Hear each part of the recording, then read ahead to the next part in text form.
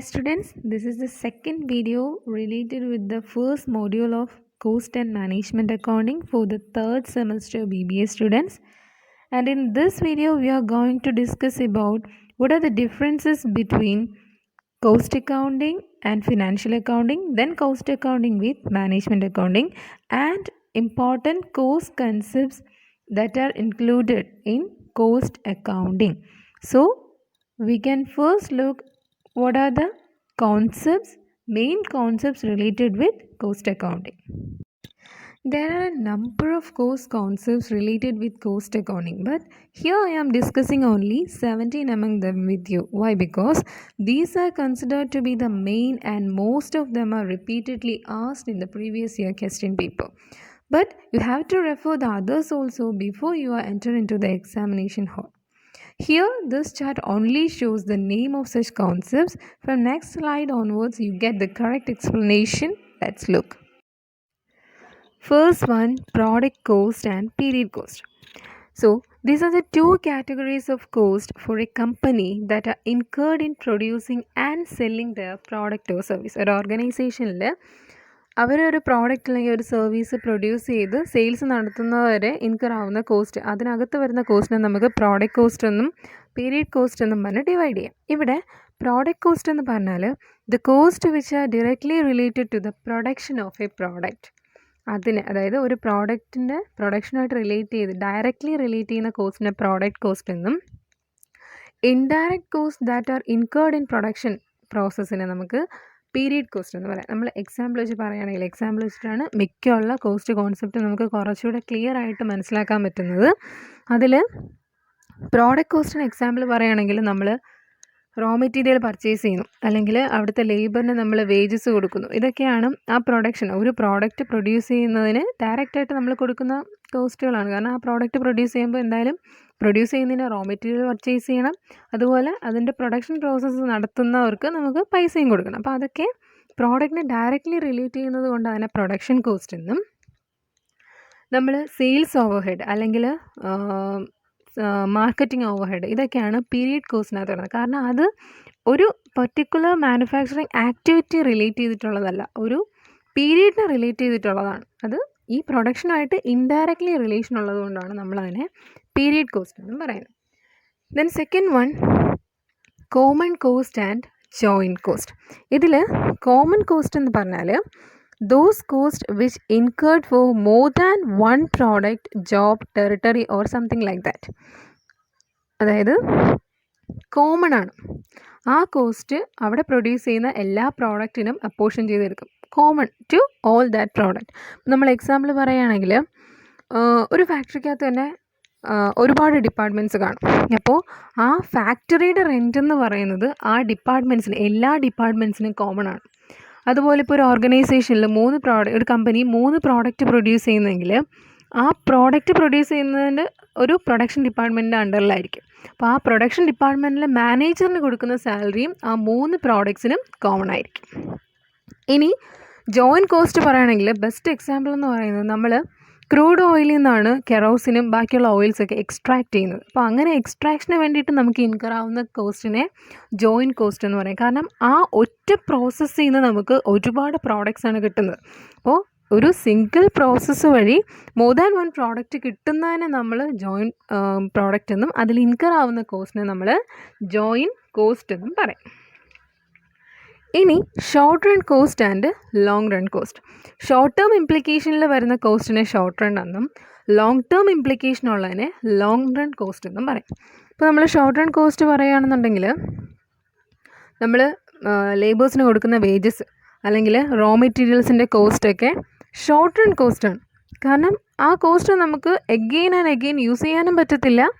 അത് ഒരു കുറച്ച് നാളത്തേക്ക് ആ പ്രൊഡക്ഷൻ കംപ്ലീറ്റ് ആകുമ്പോൾ അവരുടെ കൊടുത്ത് വേജസ് കഴിഞ്ഞു, ആ ഒരു കോസ്റ്റ് നമ്മുടെ കയ്യിൽ നിന്ന് പോയി, അത് പിന്നെ നമുക്കൊന്നും ചെയ്യാൻ പറ്റത്തില്ല. അതുപോലെ ലോങ് റണ്ണിൻ്റെ കേസ് ആകുമ്പോഴത്തേക്ക് നമ്മൾ ഒരുപാട് അസറ്റ് കാണും. ഇപ്പം നമ്മൾ ഒരു 3 മാസം കൊണ്ടൊരു പ്രോഡക്റ്റ് പ്രൊഡ്യൂസ് ചെയ്താലും വീണ്ടും അടുത്ത മാസവും നമ്മൾ അതിൻ്റെ അടുത്ത പ്രോഡക്റ്റ് പ്രൊഡ്യൂസ് ചെയ്യും. അപ്പോൾ നമ്മൾ ഒരിക്കലും നമ്മൾ ആദ്യമേ ഇൻസ്റ്റാൾ ചെയ്യുന്ന മെഷീനറി ആയിരിക്കും വീണ്ടും യൂസ് ചെയ്യുന്നത്. അതിനെ എപ്പോഴും മാറ്റിക്കൊണ്ടിരിക്കത്തില്ല. പക്ഷേ അതിന് ഇൻകർ ആവുന്ന കോസ്റ്റിന് നമ്മൾ എന്തെന്ന് പറയും? ലോങ് റൺ കോസ്റ്റ് എന്ന് പറയും. Then fourth one, past cost and future cost.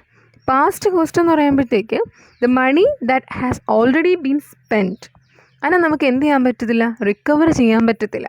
അങ്ങനെയുള്ള കോസ്റ്റിനെ നമ്മൾ പാസ്റ്റ് കോസ്റ്റ് എന്നും, ഫ്യൂച്ചർ കോസ്റ്റ് ആകുമ്പോഴത്തേക്ക് നമ്മൾ ഒരു എന്താ പറയുന്നത്, പ്രോസ്പെക്റ്റീവ് എക്സ്പെൻഡിച്ചറാണ്.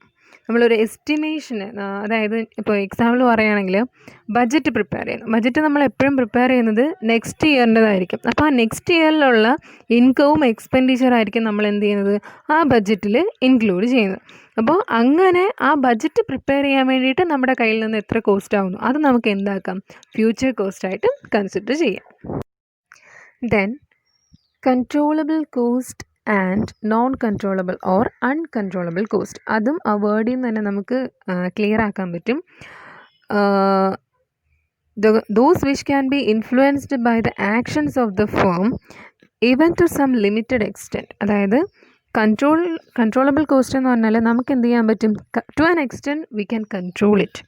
ഫോർ എക്സാമ്പിൾ നമ്മൾ പറയുകയാണെന്നുണ്ടെങ്കിൽ material cost, raw material cost, ലേബറിന് കൊടുക്കുന്ന ചാർജസ്, അങ്ങനെയുള്ള ഓവർ ഹെഡ്സ്, അതായത് മാനേജ്മെൻറ്റിൻ്റെ ആക്ഷൻസ് വഴി ടു ആൻ എക്സ്റ്റെൻറ്റ് നമുക്ക് കൺട്രോൾ ചെയ്യാൻ പറ്റുന്ന കോസ്റ്റിനെ കൺട്രോളബിൾ കോസ്റ്റ് എന്നും, മാനേജ്മെൻറ്റിൻ്റെ കയ്യിൽ നിൽക്കാത്ത കോസ്റ്റിനെ നമ്മൾ അൺകൺട്രോളബിൾ കോസ്റ്റ് എന്നും പറയും. കാരണം ഇപ്പോൾ നമ്മൾ ഒരു ഫാക്ടറിയുടെ റെൻറ്റ് അതെന്ന് പറയുന്നത് മാനേജ്മെൻറ്റിന് ഒരു രീതിയിൽ എന്ത് ചെയ്യാൻ പറ്റത്തില്ല, കൊടുക്കാതിരിക്കാൻ പറ്റത്തില്ല. അപ്പോൾ അങ്ങനെ മാനേജ്മെൻറ്റ് ആക്ഷൻസ് വഴി കൊടുക്കാതിരിക്കാൻ പറ്റുന്നത്, അതായത് അവോയ്ഡ് ചെയ്യാൻ പറ്റുന്നതെന്ന് ഒരു കേസിൽ പറയുകയാണെങ്കിൽ നമ്മളിനി അത് ഡിസ്കസ് ചെയ്യും. അവോയ്ഡബിളും അൺഅവോയ്ഡബിളും ഉണ്ട്. അത് ഇതുപോലത്തെ ഈ സെയിം കോൺസെപ്റ്റ് തന്നെയാണ്. ഇപ്പോൾ കൺട്രോൾ ചെയ്യാൻ പറ്റുന്നതിന്, മാനേജ്മെൻറ്റിൻ്റെ ആക്ഷൻസ് വഴി കൺട്രോൾ ചെയ്യാൻ പറ്റുന്നതിനെ കൺട്രോളബിൾ കോസ്റ്റ് എന്നും, ചെയ്യാൻ പറ്റാത്തതിനെ നമ്മൾ അൺകൺട്രോളബിൾ കോസ്റ്റ് എന്നും പറയും. Then replacement cost and historical cost. ഇതിൽ റീപ്ലേസ്മെൻറ്റ് കോസ്റ്റ് എന്ന് പറഞ്ഞാൽ നമ്മൾ ഒരു ഓർഗനൈസേഷനിലാകുമ്പോഴത്തേക്ക്, ഒരു കമ്പനി ആകുമ്പോൾ പ്രോഡക്റ്റ് പ്രൊഡ്യൂസ് ചെയ്യണം. ആ പ്രോഡക്റ്റ് പ്രൊഡ്യൂസ് ചെയ്യുന്നതിന് ഒരുപാട് അസറ്റ്സ് ആവശ്യമാണ്, അല്ലെങ്കിൽ ഒരുപാട് മെഷീനറീസ്, എക്യുപ്മെൻറ്റ്സ് ഒക്കെ ആവശ്യമാണ്. അപ്പോൾ ആ ഒരു അസറ്റിനെ നമ്മൾ റീപ്ലേസ് ചെയ്യുന്നതിന് വേണ്ടിയിട്ട് എന്തെങ്കിലും ഒരു റിപ്പയറോ എന്തെങ്കിലും വന്നപ്പോഴത്തേക്ക് നമുക്കത് ഫുള്ളായിട്ട് മാറ്റാൻ പറ്റില്ല, എന്തെങ്കിലും ഡിഫക്റ്റ് വരികയാണെന്നുണ്ടെങ്കിൽ നമ്മളത് ഫുള്ളായിട്ട് റീപ്ലേസ് ചെയ്യും.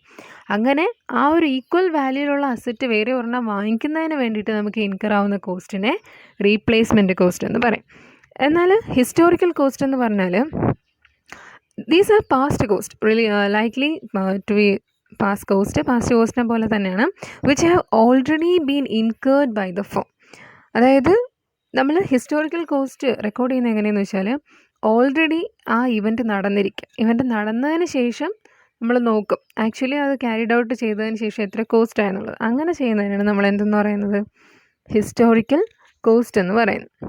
അപ്പോൾ നമുക്ക് ഹിസ്റ്റോറിക്കൽ കോസ്റ്റ് ഡിറ്റർമിൻ ചെയ്യണമെന്നുണ്ടെങ്കിൽ ഒന്നുകിൽ ആ പ്രൊഡക്ഷൻ പ്രോസസ്സ് കഴിഞ്ഞിരിക്കണം, എന്നാൽ മാത്രമേ നമുക്ക് എന്ത് ചെയ്യാൻ പറ്റൂ, ഹിസ്റ്റോറിക്കൽ കോസ്റ്റ് മെഷർ ചെയ്യാനായിട്ട് പറ്റും. Then avoidable cost and unavoidable cost. Avoidable കോസ്റ്റിനെ നമ്മൾ എസ്കേപ്പബിൾ കോസ്റ്റ് എന്നും പറയുന്നു. നമ്മൾ നേരത്തെ കൺട്രോളബിൾ ആൻഡ് നോൺ കൺട്രോളബിൾ പറഞ്ഞതുപോലെ തന്നെ ഒരു എക്സാമ്പിൾ വെച്ചിട്ട് പറയുകയാണെന്നുണ്ടെങ്കിൽ, ഇപ്പോൾ ഒരു മാനുഫാക്ചറിങ് പ്ലാന്റ് ഷട്ട് ഡൗൺ ആവുകയാണ്, അത് നമ്മൾ പൂട്ടിയെങ്കിൽ അവിടെ ആ ഒരു പ്ലാന്റ് ഷട്ട് ഡൗൺ ആയി എന്നും പറഞ്ഞാൽ നമുക്ക് എന്ത് ചെയ്യാൻ പറ്റത്തില്ല, അവിടുത്തെ ആ ഒരു പ്രോപ്പർട്ടി, ആ ഒരു ഫാക്ടറി നിൽക്കുന്ന അല്ലെങ്കിൽ ആ ഒരു പ്ലാന്റ് നിൽക്കുന്ന സ്ഥലത്തിന് ടാക്സ് കൊടുക്കാതിരിക്കാൻ ഒക്കത്തില്ല. അവിടെ ഐഡിയലായിട്ടിരിക്കുന്ന എക്യുപ്മെൻറ്റ്സിന് തന്നെ നമുക്ക് എന്ത് ചെയ്യേണ്ടത്, ചിലപ്പോൾ ലീസിനെടുത്തതായിരിക്കും, ലീസ് കൊടുക്കാതിരിക്കാൻ പറ്റത്തില്ല. അപ്പോൾ അതൊക്കെ അൺഅവോയ്ഡബിൾ കോസ്റ്റും. നമ്മൾ റോ മെറ്റീരിയൽസ് വാങ്ങിക്കുന്നില്ല എന്ന് വിചാരിക്കണം, കാരണം പ്രൊഡക്ഷൻ നടക്കാത്തതുകൊണ്ട് റോ മെറ്റീരിയൽ വാങ്ങിക്കുന്നില്ല. അപ്പോൾ ആ ഒരു കോസ്റ്റിനെ നമുക്ക് അവോയ്ഡബിൾ കോസ്റ്റ് എന്നും പറയാം. Okay, out of pocket cost and book cost. Out of pocket costs are those costs or expenses that require a cash payment in the current period or during that project. അതായത് out of pocket cost എന്ന് പറഞ്ഞാൽ നമ്മുടെ കയ്യിൽ നിന്ന് ഇപ്പോൾ current പീരീഡിൽ നമ്മുടെ കയ്യിൽ നിന്ന് ആക്ച്വലി ക്യാഷ് പേയ്മെൻറ്റ് നടക്കും. പക്ഷേ ബുക്ക് കോസ്റ്റിൻ്റെ കേസിൽ അങ്ങനെയല്ല. കറണ്ട് പീരീഡിൽ അവിടെ ആക്ച്വൽ ക്യാഷ് ഫ്ലോസ് ഒന്നും വരുന്നില്ല, പക്ഷേ പിന്നീട് എന്തായാലും ഫ്യൂച്ചറിൽ എന്തായാലും അങ്ങനെ ഒരു ക്യാഷ് ഔട്ട് ഫ്ലോ ഉണ്ടാവും. അതായത് നമ്മൾ എക്സാമ്പിൾ പറയുകയാണെന്നുണ്ടെങ്കിൽ, നമ്മൾ ഒരു മെഷീനറി ഇൻസ്റ്റാൾ ചെയ്യുമ്പോൾ ഉണ്ടാകുന്ന ഇൻസ്റ്റലേഷൻ ചാർജസിന് നമുക്ക് ഔട്ട് ഓഫ് പോക്കറ്റ് കോസ്റ്റായിട്ട് കൺസിഡർ ചെയ്യുകയാണെങ്കിൽ പ്രൊവിഷൻ, നമ്മൾ ഡിപ്രീസിയേഷനൊക്കെ വെക്കുന്ന പ്രൊവിഷനാണ് ബുക്ക് കോസ്റ്റിന് എക്സാമ്പിളായിട്ട് പറയുന്നത്. Okay, then imputed cost and sunk cost. Imputed cost എന്ന് പറഞ്ഞാൽ it's a cost that is incurred by virtue of using an asset instead of investing it or undertaking an alternative course of action. For example, we are providing interest on capital. നമ്മൾ capital കൊണ്ടുവരുന്നതിന് എന്ത് കൊടുക്കാറുണ്ട്? Interest കൊടുക്കാറുണ്ട്. അത് actually നമ്മൾ എന്ത് കൊടുക്കുന്നില്ല, അവർക്ക് ഇൻട്രസ്റ്റ് ആയിട്ട് കൊടുക്കുന്നില്ല. അതായത് നമ്മൾ അങ്ങനെ ഒരു ഇത് വെക്കുന്നതിൻ്റെ കാര്യം എന്ന് വെച്ചാൽ, അവരൊരു 50,000 നമ്മുടെ ഓർഗനൈസേഷനിലേക്ക് കൊണ്ടുവന്നിട്ടുള്ളതെങ്കിൽ അവർക്ക് നമ്മൾ ഇൻട്രസ്റ്റ് കൊടുക്കുന്നതായിട്ട് അക്കൗണ്ട് ചെയ്യും. അതായത് നമ്മൾ ഫിനാൻഷ്യൽ അക്കൗണ്ടിങ്ങിൽ അക്കൗണ്ട്സിൽ പഠിച്ചതാണ്. നമ്മൾ ഇൻട്രസ്റ്റ് ഓൺ ക്യാപിറ്റൽ എന്ന് പറയുന്ന ഒരു ഐറ്റം എഴുതാറുണ്ട്. അങ്ങനെ കൊടുക്കുന്നതിൻ്റെ കാര്യം എന്ന് പറഞ്ഞാൽ, അവർ ഈ കൊണ്ടുവന്ന 50,000 വേറെ ഏതെങ്കിലും ഇൻവെസ്റ്റ്മെൻറ്റ് അവന്യൂവിലാണ് ചെയ്യുന്നതെങ്കിൽ അതിൽ നിന്ന് അവർക്ക് എത്ര ഇൻട്രസ്റ്റ് കിട്ടാം എന്നുള്ള ഇതാണ് അവിടെ ഇൻട്രസ്റ്റ് ഓൺ ക്യാപിറ്റലായിട്ട് നമ്മൾ കൺസിഡർ ചെയ്യുന്നത്. So that's an example for imputed cost. In case of sunk cost, for example installation cost. ആ ഇൻസ്റ്റലേഷൻ കോസ്റ്റ് എന്ന് പറയുമ്പോൾ നമ്മളൊരു മെഷീനറി ഇൻസ്റ്റാൾ ചെയ്തു, അവിടെ ഉണ്ടായ ചാർജ് ഇൻസ്റ്റലേഷൻ ചാർജ്, അത് അവിടെ തീർന്നു. ആ ഒരു ഇൻസ്റ്റലേഷൻ ചാർജിന് പിന്നെ ഫ്യൂച്ചർ ഡിസിഷൻസുമായിട്ട് റിലേഷൻ ഇല്ല, അല്ലെങ്കിൽ ഫ്യൂച്ചർ ഡിസിഷൻ എടുക്കുന്നതിൽ ആ ഒരു കോസ്റ്റിന് അവിടെ റിലവൻസ് ഇല്ല. അപ്പോൾ അങ്ങനെ വരുമ്പോഴത്തേക്ക് അങ്ങനെയുള്ള കോസ്റ്റിനാണ് നമ്മൾ എന്തെന്ന് പറയുന്നത്? സങ്ക് കോസ്റ്റ് എന്ന് പറയുന്നത്. ഇനി അതുമായിട്ട് റിലേറ്റ് ചെയ്തിട്ട് വരുന്നത് തന്നെയാണ് റിലവൻറ്റ് ആൻഡ് ഇറിലവൻറ്റ് കോസ്റ്റ് എന്ന് പറയും. റിലവൻറ്റ് ആൻഡ് ഇറലവൻറ്റ് കോസ്റ്റ് എന്ന് പറയുമ്പോൾ നമ്മുടെ ആ ടേമിൽ തന്നെ ഉള്ളതുപോലെയാണ് നമ്മുടെ ഡിസിഷൻ മേക്കിങ്ങിൽ റിലവൻ്റ് ആയിട്ടുള്ള കോസ്റ്റിനെയാണ് നമ്മൾ എന്തെന്ന് പറയുന്നത്? റിലവൻറ്റ് കോസ്റ്റ് എന്ന് പറയുന്നത്. അതായത് നമ്മൾ റിലവൻറ്റും ഇറിലവൻറ്റും ഡിഫറൻഷ്യേറ്റ് ചെയ്ത് പറയുകയാണെന്നുണ്ടെങ്കിൽ നമുക്കറിയാം, ബിസിനസ് ഡിസിഷൻസിനകത്ത് എന്തായാലും പ്ലാനിങ് ഫോർ ദ ഫ്യൂച്ചറാണ്. ഫ്യൂച്ചറിനെ നമ്മൾ പ്ലാൻ ചെയ്തുകൊണ്ടും അല്ലെങ്കിൽ ഒരുപാട് ഓൾട്ടർനേറ്റീവ്സിനെ കൺസിഡർ ചെയ്തുകൊണ്ടാണ് നമ്മളൊരു ബിസിനസ് ഡിസിഷൻ, ഒരു മാനേജർ അവിടെ ക്രിട്ടിക്കലായിട്ടുള്ള ബിസിനസ് ഡിസിഷൻസ് എടുക്കുന്നത്. അപ്പോൾ അങ്ങനെയുള്ള ബിസിനസ് ഡിസിഷനെ ഇമ്പാക്റ്റ് ചെയ്യുന്ന കോസ്റ്റിനെ, അല്ലെങ്കിൽ എന്തെങ്കിലും കോസ്റ്റ് അതുമായിട്ട് റിലേറ്റ് ചെയ്തിട്ട് വരുന്നെങ്കിൽ നമ്മളതിനെ റിലവൻറ്റ് കോസ്റ്റ് എന്നും, ഡിസിഷൻ മേക്കിങ്ങിൽ അങ്ങനെ യാതൊരു തരത്തിലുള്ള ഇൻഫ്ലുവൻസും ചെയ്യാനില്ലെന്നുണ്ടെങ്കിൽ അങ്ങനെയുള്ള കോസ്റ്റിനെ നമ്മൾ എന്തെന്നും പറയും? ഇറിലവൻറ്റ് കോസ്റ്റ് എന്നും കൺസിഡർ ചെയ്യും. Then opportunity cost and incremental cost. നമ്മൾ ഒരുപാട് സ്ഥലത്ത് കേട്ടിട്ടുള്ളതാണ് ഓപ്പർച്യൂണിറ്റി കോസ്റ്റ് എന്ന് പറയുന്നത്. അതായത് it is a profit lost when one alternative is selected over another. We know there are number of alternatives in front of the management. They have to select the best one among that alternative. If we are considering 4 or 5 alternatives, we felt that 2 of them are very best. So from that 2 we have to accept one by sacrificing the other. അപ്പോഴുണ്ടാകുന്ന കോസ്റ്റിനെയാണ് നമ്മൾ എന്തെന്ന് പറയുന്നത്? Opportunity cost എന്ന് പറയുന്നത്. അതായത് നമ്മൾ ഒരുപാട് alternatives കാണും, അതിൽ നിന്ന് ദ ബെസ്റ്റ് വണ്ണാണ് നമ്മൾ സെലക്ട് ചെയ്യുന്നത്. അപ്പോൾ അങ്ങനെ നമുക്ക് 2 എണ്ണം ബെസ്റ്റായിട്ട് തോന്നിയാൽ അതിലൊന്ന് സെലക്ട് ചെയ്യുമ്പോൾ മറ്റത് നമുക്ക് എന്ത് ചെയ്യേണ്ടി വരും? സാക്രിഫൈസ് ചെയ്യേണ്ടി വരും. അങ്ങനെ ഒന്നിന് വേണ്ടി മറ്റൊന്ന് സാക്രിഫൈസ് ചെയ്യുമ്പോൾ അവിടെ ഇൻകർ ആവുന്ന കോസ്റ്റാണ് നമ്മൾ ഓപ്പർച്യൂണിറ്റി കോസ്റ്റ് എന്ന് പറയുന്നത്. ഫോർ എക്സാമ്പിൾ, ഇപ്പോൾ ഒരു നമ്മുടെ ബിസിനസ്സിന് വേറൊരു ബിൽഡിംഗ് ഉണ്ട്, അതിൽ കറൻ്റ്ലി ഓപ്പറേഷൻസ് ഒന്നും നടക്കുന്നില്ല, പക്ഷേ നമ്മളത് റെൻറ്റിന് കൊടുത്തേക്കാണ്. നമുക്ക് പെർ മന്ത് ഒരു 10,000 കിട്ടും. അപ്പോൾ പെർ ഇയർ നമുക്ക് 1,20,000 റുപ്പീസ് അതിൽ നിന്ന് ഒരു റവന്യൂ ആയിട്ട് കിട്ടുക. പെട്ടെന്ന് നമുക്ക് ഒരു മാനേജറിയൽ ആക്ഷൻ്റെ ഭാഗമായിട്ട് നമ്മുടെ തന്നെ പ്രോഡക്റ്റിൻ്റെ വർക്കിംഗ് അല്ലെങ്കിൽ നമ്മുടെ ബിസിനസ് ഒന്ന് എക്സ്പാൻഡ് ചെയ്യാനായിട്ട് തോന്നി. അപ്പോൾ നമ്മൾ എന്ത് ചെയ്യേണ്ടി വന്നു? ആ റെൻറ്റിന് കൊടുത്തേക്കുന്ന ബിൽഡിങ് നമുക്ക് ഏറ്റെടുക്കേണ്ടി വരും. അപ്പോൾ നമുക്കവിടെ എന്ത് നഷ്ടപ്പെടും? ഇവിടെ നമ്മുടെ ഓപ്പറേഷൻസ് കുറച്ചുകൂടി എക്സ്പാൻഡ് ചെയ്യുന്നതിന് വേണ്ടിയിട്ട് നമുക്ക് കിട്ടിക്കൊണ്ടിരിക്കുന്ന ആ റെൻറ്റ് നമുക്ക് എന്ത് ചെയ്യേണ്ടി വരും? ഉപേക്ഷിക്കേണ്ടി വരും. അപ്പോൾ ആ ഒരു 1,20,000 ആണ് ഈ എക്സാമ്പിളിൽ നമ്മുടെ ഓപ്പർച്യൂണിറ്റി കോസ്റ്റ് എന്ന് പറയുന്നത്. ഓക്കെ, ദെൻ ഇൻക്രിമെൻ്റൽ കോസ്റ്റ് എന്ന് പറഞ്ഞാൽ the additional cost due to change in the level or nature of business activity. നമ്മുടെ തന്നെ ഇപ്പോൾ ഞാൻ പറഞ്ഞ കണക്ക് എക്സ്പാൻഡ് ചെയ്യാണ് കറണ്ട് ഓപ്പറേഷൻ. അപ്പോൾ അങ്ങനെ എക്സ്പാൻഡ് ചെയ്യുമ്പോൾ നമുക്ക് പുതുതായിട്ട് മെഷീൻസ് പർച്ചേസ് ചെയ്യണം, ചിലപ്പോൾ കുറച്ചുകൂടെ എംപ്ലോയീസിനെ റിക്രൂട്ട് ചെയ്യേണ്ടി വരും. അപ്പോൾ അങ്ങനെയൊക്കെ ഉള്ള എക്സ്പെൻസ് നമ്മുടെ ലെവൽ ഓഫ് ആക്ടിവിറ്റി, ബിസിനസ് ആക്ടിവിറ്റിയുടെ നേച്ചർ അല്ലെങ്കിൽ ലെവൽ ചേഞ്ച് ചെയ്യുന്നതിനനുസരിച്ച് നമുക്കുണ്ടാകുന്ന അഡീഷണൽ കോസ്റ്റിനെയാണ് ഇൻക്രിമെൻ്റൽ കോസ്റ്റ് എന്ന് പറയുന്നത്. ദെൻ കൺവേർഷൻ കോസ്റ്റ്, അത് ആ പേരിൽ തന്നെ അതിൻ്റെ മീനിങ് നമുക്ക് മനസ്സിലാക്കാൻ പറ്റും. Conversion in every business production or manufacturing unit they are converting raw materials in to finished products. So conversion cost means the cost incurred four converting raw materials in to finished products. അതാണ് conversion cost എന്ന് പറയുന്നത്. Then committed cost. Committed cost എന്ന് പറഞ്ഞാൽ it cannot be recover, കാരണം it already happened.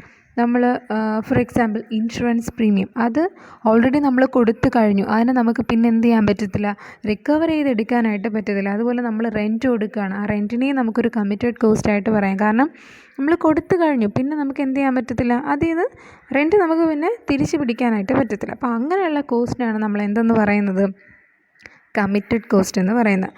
Then abandonment cost and shut down cost. Abandonment cost and shut down cost. അതിൽ shut down cost എന്ന് പറഞ്ഞാൽ അതും ആ പേരിൽ നിന്ന് തന്നെ ക്ലിയർ ആണ്. The cost incur about the temporary closing of A department or division or an enterprise. അതായത് നമ്മളൊരു ഡിപ്പാർട്ട്മെൻറ്റ്, നമ്മുടെ ഓർഗനൈസേഷനിൽ ഒരുപാട് ഡിപ്പാർട്ട്മെൻ്റ് ഉണ്ട്. ഏതെങ്കിലും ഇപ്പം പെട്ടെന്ന് നമുക്ക് മാർക്കറ്റിംഗ് ഡിപ്പാർട്ട്മെൻറ്റ് ഒന്ന് ഷട്ട് ഡൗൺ ചെയ്യേണ്ടി വന്നു എന്തെങ്കിലും കാര്യം കാരണം. അപ്പോൾ നമ്മൾ അത് ഷട്ട് ഡൗൺ ചെയ്യുമ്പോൾ അവിടെ നമുക്ക് കുറച്ച് കോസ്റ്റ് ഇൻകർ ആവും.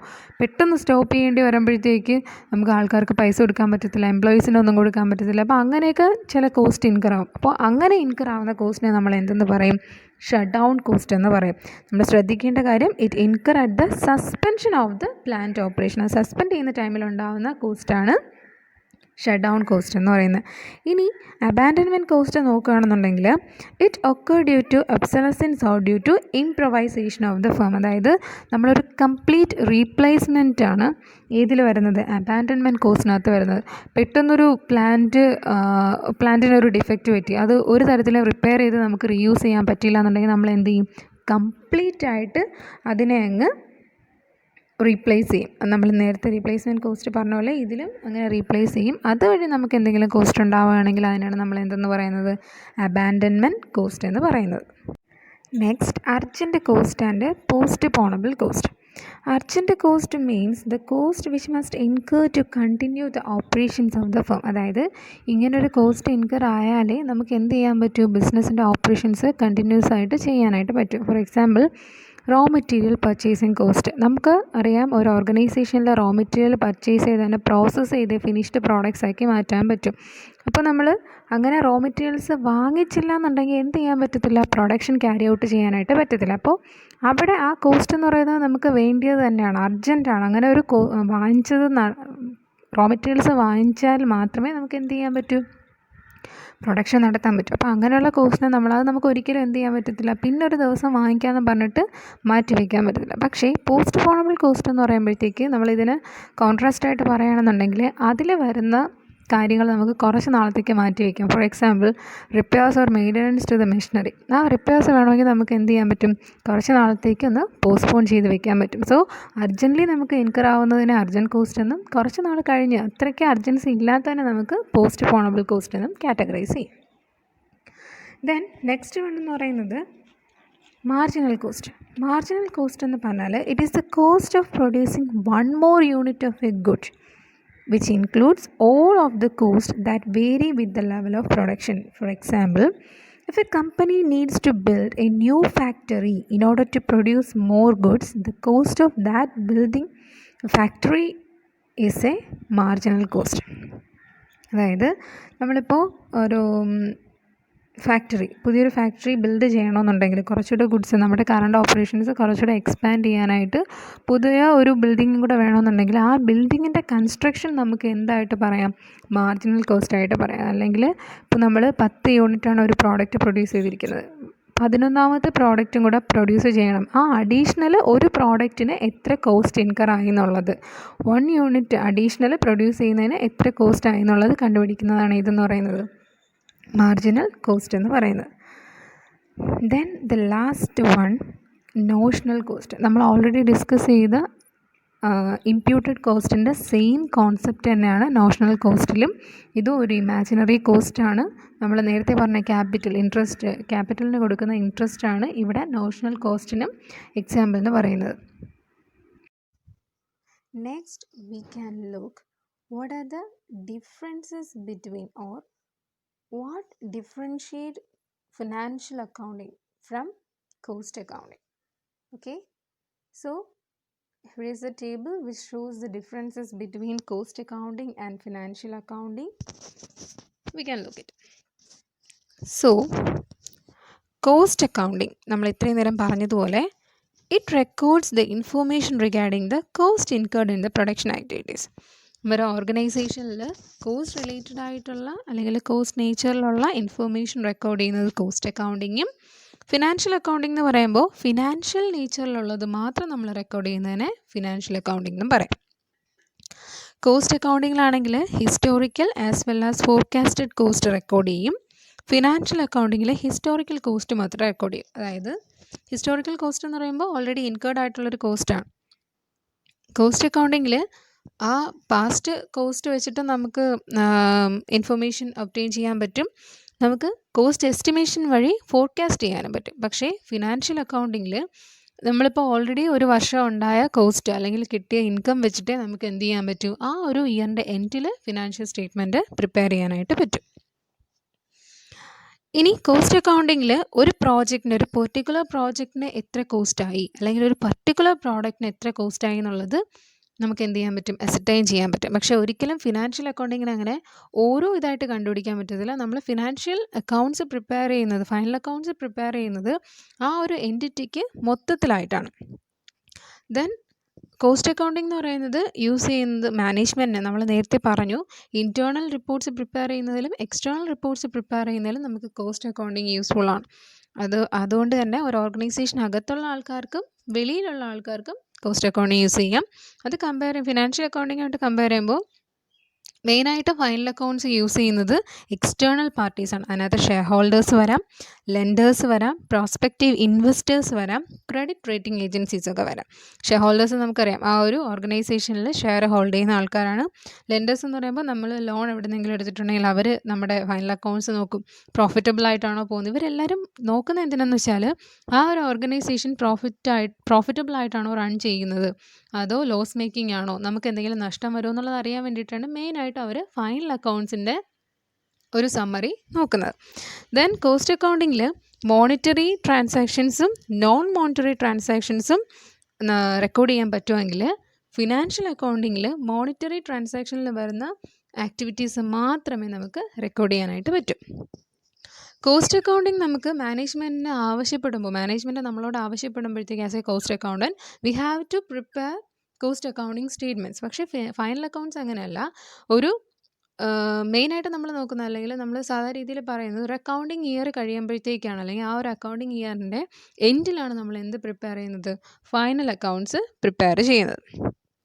ദെൻ പ്രിപ്പയർ ചെയ്ത് അങ്ങനെയാണ് നമ്മൾ പ്രിപ്പയർ ചെയ്യുന്നത്. Then analyses the operations divided by segments, division, contracts etcetera. Cost അക്കൗണ്ടിങ്ങിൽ നമ്മൾ നേരത്തെ പറഞ്ഞ പോലെ പർട്ടിക്കുലർ പ്രോജക്റ്റിന് എത്ര കോസ്റ്റായി അല്ലെങ്കിൽ യൂണിറ്റ് ഓഫ് പ്രോഡക്റ്റിന് എത്ര കോസ്റ്റായി എന്നുള്ളത് നമുക്ക് കണ്ടുപിടിക്കാൻ പറ്റും. അതിങ്ങനെ നമ്മൾ സെഗ്മെൻറ്റ്സും ഡിവിഷൻസും ഒക്കെ ആയിട്ട് ഡിവൈഡ് ചെയ്തിട്ടാണ് ഓരോന്നിനും എത്രയാണെന്നുള്ളത് കണ്ടുപിടിക്കുന്നത്. പക്ഷേ ഒരിക്കലും ഫൈനൽ അക്കൗണ്ട്സിൽ അല്ലെങ്കിൽ ഫിനാൻഷ്യൽ അക്കൗണ്ടിങ്ങിൽ നമുക്ക് അങ്ങനെ സെപ്പറേറ്റ് ആയിട്ട് കണ്ടുപിടിക്കാൻ പറ്റത്തില്ല. As an entity as an whole ആയിട്ട് നമുക്ക് എന്ത് ചെയ്യാൻ പറ്റും, ആ ഒരു പ്രോഫിറ്റ് അല്ലെങ്കിൽ ലോസ് ആണെന്നുള്ളത് കണ്ടുപിടിക്കാനായിട്ട് പറ്റും. അത് തന്നെ വീണ്ടും പറയുന്നത്, കോസ്റ്റ് അക്കൗണ്ടിങ്ങിൽ പ്രോഫിറ്റ്, ഒരു പർട്ടിക്കുലർ പ്രോഡക്റ്റ് അല്ലെങ്കിൽ പ്രോസസ്സിൻ്റെ പ്രോഫിറ്റ് മെഷർ ചെയ്യുമ്പോഴത്തേക്ക് ഫൈനൽ അക്കൗണ്ട്സിൽ, ഫിനാൻഷ്യൽ അക്കൗണ്ടിങ്ങിൽ നമുക്ക് ഹോൾ എൻറ്റിറ്റിയുടെ പ്രോഫിറ്റ് അല്ലെങ്കിൽ ലോസ് എത്രയാണെന്ന് കണ്ടുപിടിക്കാൻ പറ്റും. അതുപോലെ കോസ്റ്റ് അക്കൗണ്ടിങ്ങിൽ മാൻഡേറ്ററി ആണ്. പബ്ലിക് ആവശ്യപ്പെടുകയാണെന്നുണ്ടെങ്കിൽ നമുക്ക് ആ കോസ്റ്റ് ഷീറ്റ് നമ്മൾ കാണിച്ചു കൊടുക്കണം, അല്ലെങ്കിൽ അത് റിലേറ്റഡ് ആയിട്ടുള്ള സ്റ്റേറ്റ്മെൻറ്റ് നമ്മൾ കാണിച്ചു കൊടുത്തേ പറ്റും. അതുപോലെ ഫിനാൻഷ്യൽ അക്കൗണ്ടിങ്ങിലും വരുമ്പോഴത്തേക്ക് അവിടെയും പബ്ലിക് കമ്പനീസാണ്, അവർക്ക് അതൊരു ഒബ്ലിഗേഷനാണ്. കാരണം പ്രൈവറ്റ് കമ്പനീസും പബ്ലിക് കമ്പനീസൊക്കെ ഉണ്ട്. പ്രൈവറ്റ് കമ്പനീസിന് വേണമെങ്കിൽ അവർ എന്ത് ചെയ്താൽ മതി, അവരുടെ ഫൈനൽ അക്കൗണ്ട്സ് റിവീൽ ചെയ്താൽ മതി. മിക്കവാറും അവർ ഫൈനൽ അക്കൗണ്ട്സ് റിവീൽ ചെയ്യുന്നതിൻ്റെ എയിം എന്ന് പറയുന്നത് അവരുടെ കമ്പനി പ്രോഫിറ്റ് റണ്ണിങ് ആണ്, അവർക്ക് അവിടെ ലോസ് ഒന്നും ഇല്ല, അല്ലെങ്കിൽ അവർക്ക് അവിടെ അസറ്റാണ് കൂടുതൽ, അവർ ഓരോ വർഷവും അവരുടെ പ്രോഫിറ്റ് പെർസെൻറ്റേജ് ഇങ്ങനെ ഇൻക്രീസ് ചെയ്യുകയാണെന്നുള്ളത് മനസ്സിലാക്കുന്നതിന് വേണ്ടിയിട്ടാണ് അവരവിടെ എന്ത് ഡിസ്പ്ലേ ചെയ്യുന്നത്, അവരുടെ ഫൈനൽ അക്കൗണ്ട്സ് ഡിസ്പ്ലേ ചെയ്യുന്നത്. ദെൻ കോസ്റ്റ് അക്കൗണ്ടിങ്ങിൽ നമുക്ക് ബഡ്ജറ്റിംഗ് ടെക്നിക്സ് വഴി ഫോർകാസ്റ്റ് ചെയ്യാൻ പറ്റും. കോസ്റ്റ് ഫോർകാസ്റ്റ് ചെയ്യുമെങ്കിൽ ഫിനാൻഷ്യൽ അക്കൗണ്ടിങ്ങിൽ നമുക്ക് എന്ത് ചെയ്യാൻ പറ്റത്തില്ല, ഒരിക്കലും ആ ഒരു ഫൈനൽ അക്കൗണ്ട്സ് അല്ലെങ്കിൽ അതിനകത്ത് വരുന്ന കോസ്റ്റ് എത്രയാണ്, പ്രോഫിറ്റ് എത്രയാണെന്നുള്ളത് ഫോർകാസ്റ്റ് ചെയ്യാൻ പറ്റത്തില്ല. കാരണം നമ്മൾ മെയിനായിട്ട് യൂസ് ചെയ്യുന്നത് അവിടെ ഹിസ്റ്റോറിക്കൽ ഡേറ്റയാണ്. ഓൾറെഡി ഇൻകർ ആയിട്ടുള്ള എക്സ്പെൻസും റവന്യൂസും ആണ്, നമ്മൾ കിട്ടിയ റവന്യൂ ആണ് നമ്മൾ കമ്പയർ ചെയ്ത് എന്ത് പ്രിപ്പയർ ചെയ്യുന്നത്, ഫൈനൽ അക്കൗണ്ട്സ് പ്രിപ്പയർ ചെയ്യുന്നത്. So these are the important difference between cost accounting and financial accounting. We have already discussed about what are the differences between cost accounting and financial accounting. So we can next look what are the differences between cost accounting and with management accounting. Cost accounting മെയിനായിട്ടും മാനേജ്മെൻറ്റിനെ assist ചെയ്യുന്നത് cost control ചെയ്യാനും അതുവഴിയുള്ള decision മേക്കിങ്ങിനും ആണെങ്കിൽ, management accounting അവരെ ആ ഒരു ഓർഗനൈസേഷൻ്റെ management vice പ്ലാനിങ്ങിനും അതുവഴിയുള്ള policies എടുക്കുന്നതിനും performance evaluate ചെയ്യുന്നതിനും വേണ്ടിയിട്ടാണ്. കോസ്റ്റ് അക്കൗണ്ടിങ്ങിൽ ക്വാണ്ടിറ്റേറ്റീവ് കോസ്റ്റ് ഡേറ്റയാണ് യൂസ് ചെയ്യുന്നതെങ്കിൽ, മാനേജ്മെൻറ്റ് അക്കൗണ്ടിങ്ങിൽ ക്വാണ്ടിറ്റേറ്റീവും ക്വാളിറ്റേറ്റീവും ആയിട്ടുള്ള ഡേറ്റ അവരുടെ പെർഫോമൻസിന് വേണ്ടിയിട്ട് എടുക്കും. കോസ്റ്റ് ആൻഡ് കോസ്റ്റ് കൺട്രോളിൻ്റെ ഡിറ്റർമിനേഷനാണ്, കോസ്റ്റിൻ്റെ ഡിറ്റർമിനേഷനും കോസ്റ്റ് കൺട്രോളും ആണ് കോസ്റ്റ് അക്കൗണ്ടിങ്ങിൻ്റെ പ്രൈമറി റോളെങ്കിൽ, ആ ഒരു ഓർഗനൈസേഷൻ്റെ അല്ലെങ്കിൽ ആ ഒരു കൺസേണിൻ്റെ എഫിഷ്യൻ്റ് ആൻഡ് എഫക്റ്റീവ് ആയിട്ടുള്ള പെർഫോമൻസ് ആണ് മാനേജ്മെൻറ്റ് അക്കൗണ്ടിങ്ങിൻ്റെ എന്തെന്ന് പറയുന്നത്, പ്രൈമറി റോൾ എന്ന് പറയുന്നത്. ഇനി കോസ്റ്റ് അക്കൗണ്ടിങ്ങിൻ്റെ സക്സസ് എന്ന് പറയുന്നത് ഒരിക്കലും മാനേജ്മെൻറ്റ് അക്കൗണ്ടിങ്ങിനെ ഡിപ്പെൻഡ് ചെയ്തിരിക്കില്ല, മറിച്ച് മാനേജ്മെൻറ്റ് അക്കൗണ്ടിങ്ങിൻ്റെ സക്സസ് എന്ന് പറയുന്നത് both cost accounting, it depends on both cost accounting and financial accounting. അതുകൊണ്ട് തന്നെ നമുക്ക് പറയാം കോസ്റ്റ് റിലേറ്റഡ് ഡേറ്റ കോസ്റ്റ് അക്കൗണ്ടിങ്ങിൽ ഫിനാൻഷ്യൽ അക്കൗണ്ടിങ്ങിനെ ബേസ് ആക്കിയാണ് അവർ കോസ്റ്റ് റിലേറ്റഡ് ഡേറ്റ എടുക്കുന്നതെങ്കിൽ, മാനേജ്മെൻറ്റ് അക്കൗണ്ടിങ്ങിൽ ബോത്ത് ഫിനാൻഷ്യൽ അക്കൗണ്ടിങ്ങിൽ നിന്നുള്ള ഡേറ്റാസും റിസീവ് ചെയ്യും, കോസ്റ്റ് അക്കൗണ്ടിങ്ങിൽ നിന്നുള്ള ഡേറ്റാസും റിസീവ് ചെയ്യും.